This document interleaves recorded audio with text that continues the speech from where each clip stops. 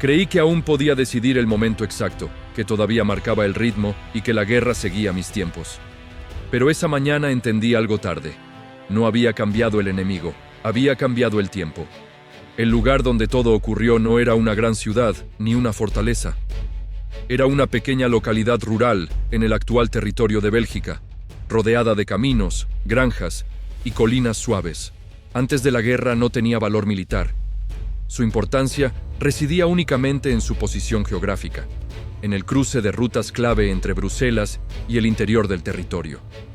La guerra convirtió ese lugar irrelevante en un escenario decisivo.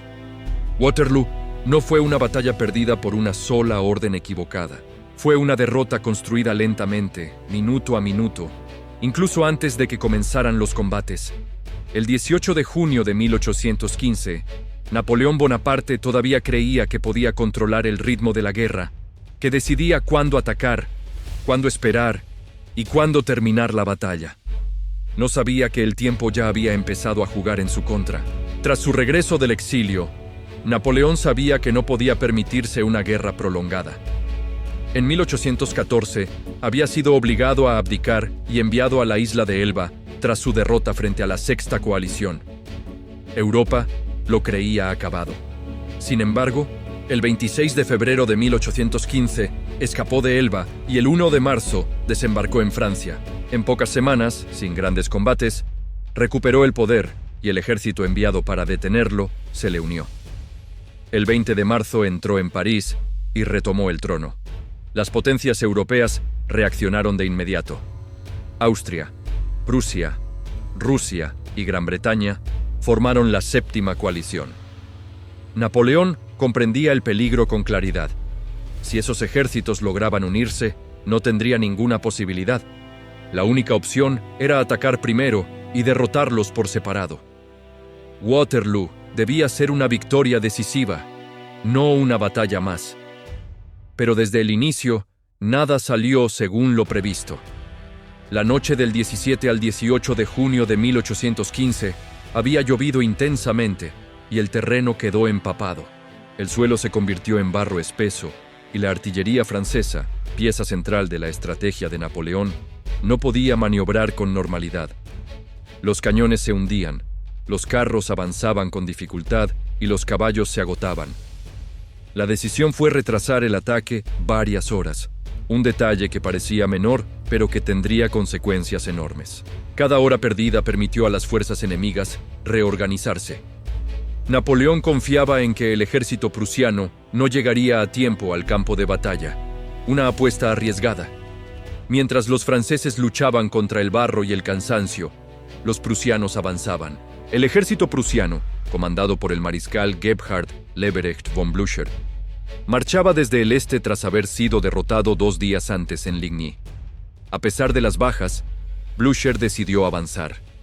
Sus tropas marchaban durante horas por caminos destruidos, cargando mosquetes, bayonetas y artillería. Muchos soldados avanzaban heridos, empapados por la lluvia, con poco alimento y un cansancio extremo, empujados por la disciplina y la urgencia estratégica. A medida que la batalla se desarrollaba, el control comenzó a diluirse. Las comunicaciones eran lentas. Los mensajeros tardaban en llegar y las órdenes se ejecutaban con retraso. Los movimientos ya no respondían a un plan claro, sino a la urgencia del momento. Napoleón intentaba reaccionar, pero siempre un paso tarde. Vi el campo empapado y comprendí que ese día no iba a obedecerme. Cada orden tardaba más de lo previsto y cada movimiento costaba más de lo calculado.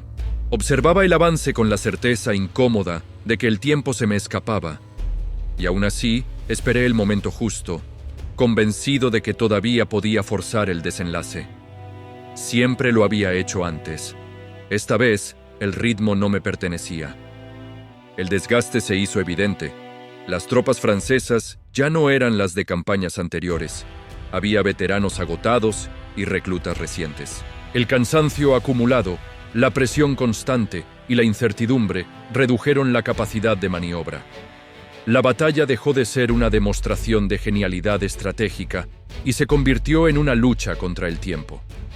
Alrededor de las 4 de la tarde, los prusianos llegaron al campo de batalla y atacaron el flanco derecho francés. Napoleón se vio obligado a desviar tropas que necesitaba en el frente principal contra el ejército anglo-holandés, comandado por el duque de Wellington. El plan original se fragmentó. Napoleón comprendía lo que estaba ocurriendo. Sabía que ahora combatía en dos frentes y que su plan se desmoronaba. Aún así, continuó, apostó a un último golpe decisivo, porque aceptar la retirada significaba admitir que el control se había perdido. La batalla duró cerca de 10 horas. Napoleón contaba con unos 72.000 hombres, Wellington con alrededor de 68.000, y los prusianos añadieron más de 50.000 efectivos a lo largo del día. Las bajas fueron enormes, unos 25.000 franceses, 22.000 aliados y cerca de 7.000 prusianos. Las consecuencias fueron inmediatas. El 22 de junio de 1815, Napoleón abdicó por segunda vez y fue enviado al exilio definitivo en la isla de Santa Helena, donde moriría en 1821. Su imperio colapsó y Europa entró en una nueva etapa política. No fue una sola acción la que me derrotó, sino la suma de demoras, de esperas y de creer que aún tenía margen.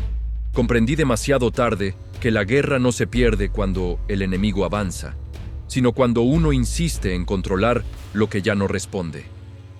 Ese día no perdí solo una batalla, perdí el dominio del tiempo y con él todo lo demás.